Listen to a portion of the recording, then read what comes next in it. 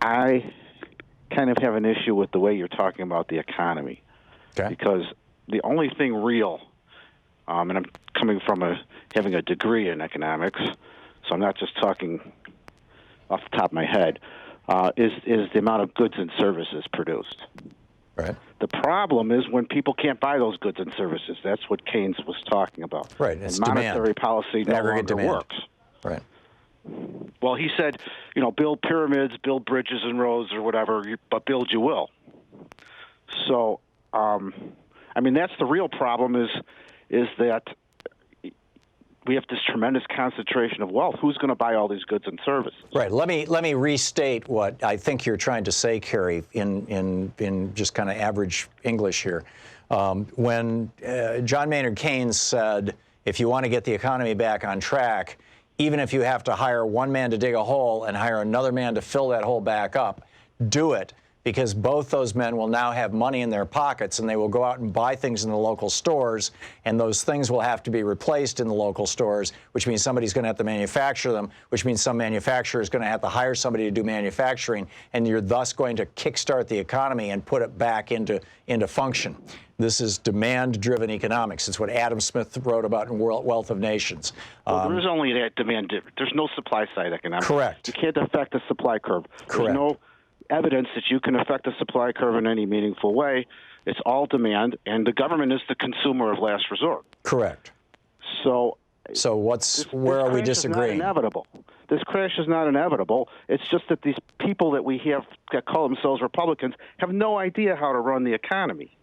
They're all stuck on fiscal policy, or monetary policy, and they had a point. Milton Friedman had a point. He benchmarked all of the fiscal policies and found that it took 18 months from the time you implemented them to the time they took effect, which is different than the supply-siders who said they don't stimulate the economy. But, of course, there is no supply-side economics. That was a farce to begin with.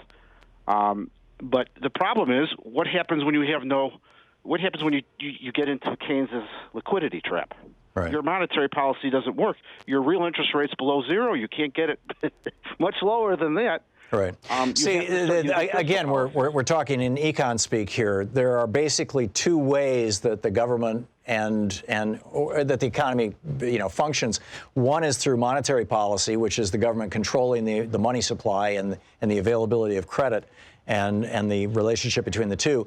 And the other is fiscal policy, which is the government, for example, World War II, they're spending massive amounts of money that stimulated the economy, or before that, the WPA and the CCC, spending, literally hiring millions of unemployed people to plant trees all over the United States and build the Hoover Dam, put people back to work, put money in their pockets, and created demand, which then stimulated the economy. And the Republicans get both wrong. They think that monetary policy can be used to stimulate the economy when it shouldn't be used for that ever. It should be used to stabilize the economy, except in a crisis. And they think that fiscal policy is irrelevant, that the amount of money that the government spends should be as little as possible, when, in fact, there are times when the government should be aggressively spending money in a stimulative effort, and that's the way they should be doing it, not with monetary policy.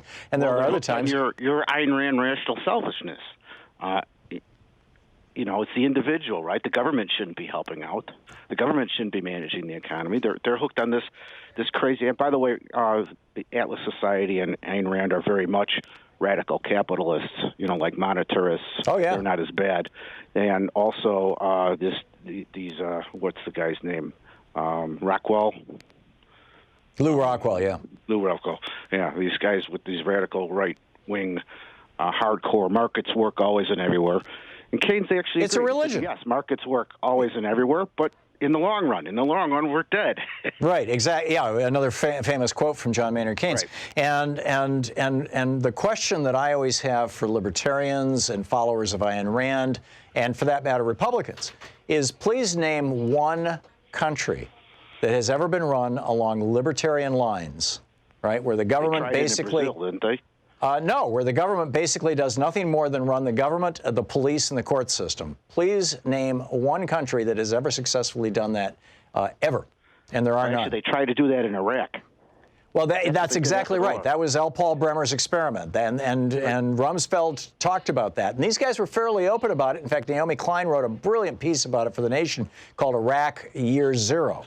And what they were trying to do was prove, I mean, Iraq was they thought it was going to be the perfect proving ground. Literally half the economy of Iraq, half of Iraq's GDP was government-based. The government owned about 70% of all industry in Iraq. The Army was the single largest employer. The Army owned a number of the larger factories, particularly the armaments producers. And so what they did when they came in, when we took down Iraq, is they fired everybody who was a government employee, including 500,000 men in the Army and all the people who worked in all the industries. And then they said, okay, Iraq is open for business. And they expected, these idiots fully expected the capitalists from all over the world would go, oh boy, we can go to Iraq and there's no rules, there's no regulations, there's no limits, and we can rebuild that country and make a fortune. And instead what happened? It descended into absolute hell.